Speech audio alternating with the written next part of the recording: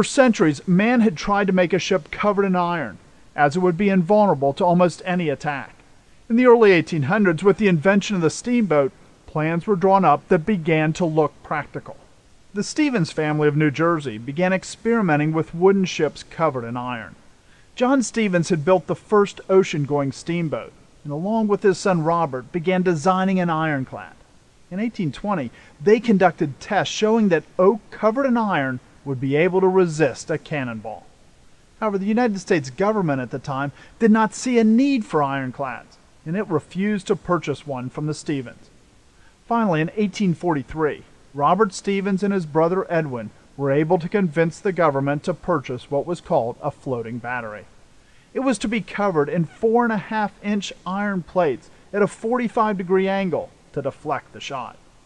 Although it was called a floating battery, that doesn't mean that it wouldn't move.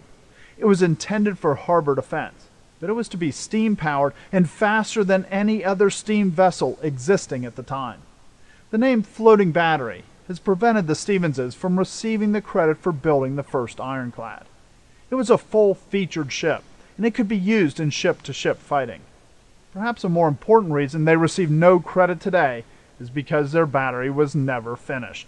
They decided to change to 6-inch armor and encountered many technical problems. The ship was still not completed when the Civil War came, and after having spent over $10 million in modern dollars, the government decided to cancel the project.